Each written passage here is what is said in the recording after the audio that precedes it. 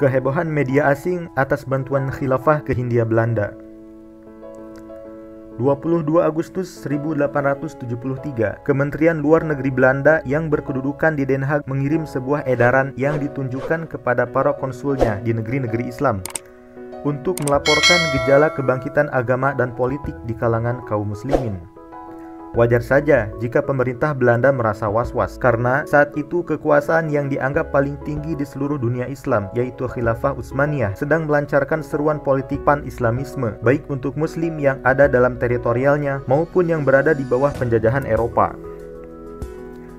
Dalam konteks kekuasaan atas tanah jajahan, Belanda begitu khawatir dengan gencarnya arus pan-Islamisme yang melanda rakyat Hindia Belanda. Kekhawatiran itu dirasakan betul tatkala Belanda mendeteksi pengaruh pan-Islamisme Khilafah Utsmaniyah secara langsung. Apalagi semenjak Khilafah Utsmaniyah menempatkan konsul-konsulnya di Batavia dari tahun 1882 sampai 1924 Masehi. Belanda amat keberatan dengan pembukaan konsulat khilafah di wilayah jajahan mereka karena dikhawatirkan para konsul Utsmaniyah akan membangkitkan fanatisme yang penuh dendam dan mudah terbakar di kalangan penduduk terjajah.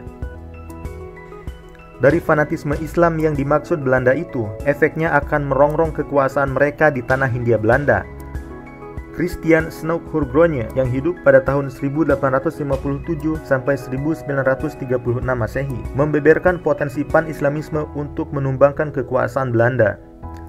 Meskipun pan-Islamisme belum tersusun rapi, tetapi di negeri-negeri Islam di bawah kekuasaan Eropa, ia sering merintangi perkembangan biasa hubungan bersahabat antara si penjajah dengan yang dijajah.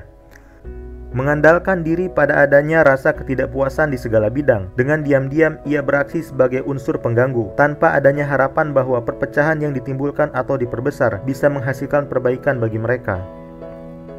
Efek pan-Islamisme Khilafah Utsmaniyah kepada muslim di Hindia Belanda benar-benar berpengaruh untuk menggerakkan emosi dan pikiran mereka untuk melawan kekuasaan kolonial. Contohnya tatkala Basiret, surat kabar yang terbit di Istanbul, menulis artikel bertanggal 9 Juli 1873 yang memberitakan bahwa khilafah akan mengirim 8 kapal perang ke Sumatera. Berita ini dikutip oleh Reuters, agen berita dari Inggris, dan informasinya sampai ke Pinang, Malaysia. Walaupun berita tersebut di kemudian hari tak bisa dibuktikan kebenarannya, seorang Aceh yang kebetulan berada di Pinang terlanjur menyampaikan berita tersebut kepada khalayak Aceh sehingga menghebohkan seluruh Nangro Aceh Darussalam. Pengaruh Khilafah Utsmaniyah di Aceh ketika masa perang melawan Belanda tahun 1873 sampai 1903 begitu kuat. Sebagaimana perkataan orang-orang Aceh kepada seorang pedagang Prancis pada tahun 1875 bahwa banyak pemimpin mereka telah memutuskan untuk tidak pernah berhenti berperang sampai khalifah sendiri turun tangan untuk menyelesaikannya.